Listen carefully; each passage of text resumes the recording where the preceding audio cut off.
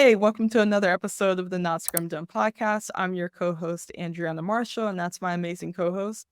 Grand Scrum Master Scott. Greetings, everyone. Today, we're going to talk about why a product owner should trust the team, how to build the trust, why it's critical, and then we'll give you some examples of how we've seen product owners and how we've built trust with teams.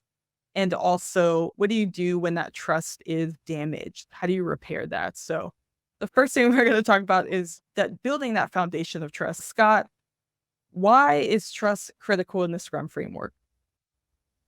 Well, Andreanna and subscribers, I think trust is key to everything. I'm thinking as simple as when I pull out the $100 bill, $1 bill, the $5 bill, US currency, it's all backed upon trust. It used to be backed by gold, but now we trust that dollar bill will pay for what we want. Now, I'm thinking about the Scrum framework. PSM2 class has a diagram, which I put on this here video.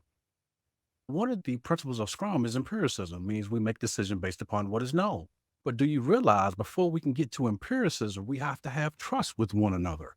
If we don't trust one another, it's hard for us to be transparent. It's hard for us to inspect our work. It's hard for us to adapt based upon what we see. And if we really don't trust the people who we're around. So to me, trust is key. That is the first step before we can get to empiricism. And then ultimately, if we're visualizing a house, Scrum is like the roof of the house. Scrum is like the tip of the iceberg where we're trying to get to. And a lot of people didn't really understand that until they come to the PSM2 class, like, oh, Scrum is just the tip of the iceberg. There's a whole lot of stuff that has to happen before you get there. And it all begins with building that foundation of trust. Andriana. Yes, and that does impact team dynamics and product success.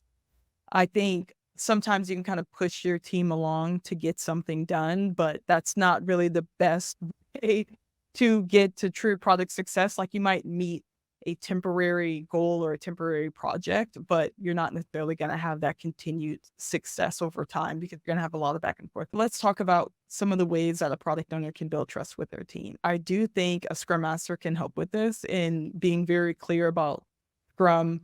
What's a product owner do? What does a Scrum Master do? And what do the developers do? I think having expectations and understanding of accountability is the first part of this. And you have to have that building block in order to be successful.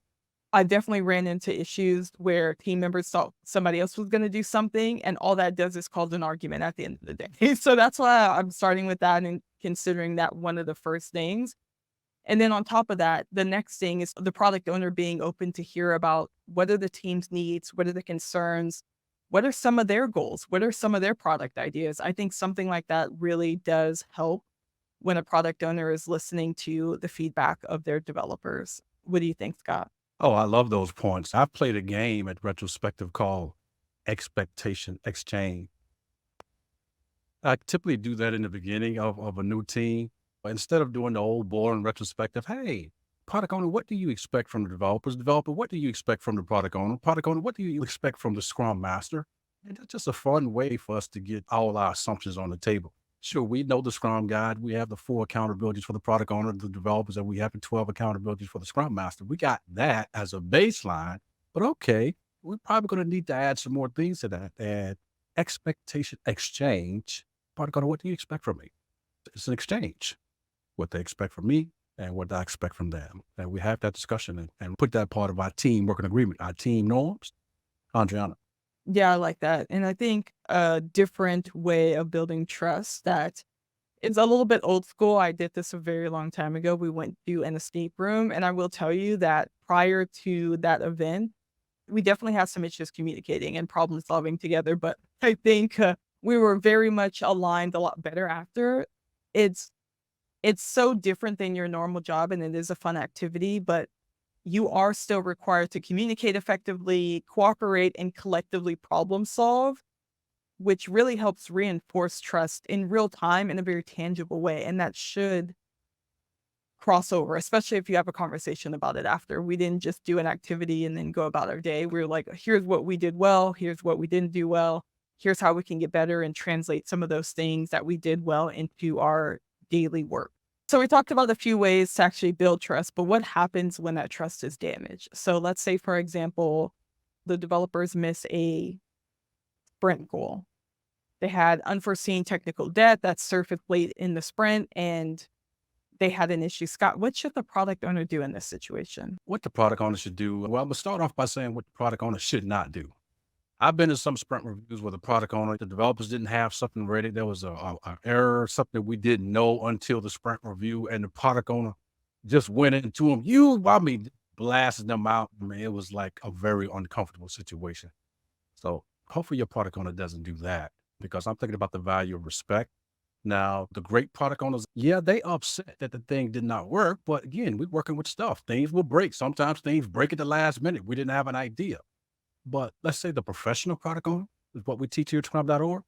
The professional product owner will acknowledge that in the sprint review, identifying the stakeholders concerned, ask questions to the developer, why did this happen? Is there anything we can do? But respectfully. Now, when we get into the sprint retrospective, maybe there we have a, let's say, come to Jesus meeting and the product owner go wild, wild and whatever, because that is our safe space to do that at the sprint retrospective. That's like you and your family having that conversation. I mean, sometimes voices get elevated, and that's perfectly okay. Again, so long as we are respectful. So we're still going to address that in the sprint review. If not, we have the retrospective to talk about some other things that we can put in place. Yeah, exactly. I like that. Ultimately, the product owner isn't pointing fingers. He or she is collaborating with the team to analyze the root cause and helping them, as well as the Scrum Master, improve their definition of done so something like this doesn't happen again. I think those are the things, not overreacting, being open, being respectful. That's going to build trust with your team. All right. So we talked about some ways that you can build trust, some activities. We also talked about how to continue to build trust even when things are not going your way. You have some misses, you have some issues, how to continue staying respectful and remaining open to build trust even further within your teams. If you like this video, like and subscribe. Also, join our mailing list. We'll be sending exclusives to our email subscribers. And as always, if you made it to the end of this video, you have an attention span greater than a goldfish. Be legendary, everyone, but not Scrum Dumb.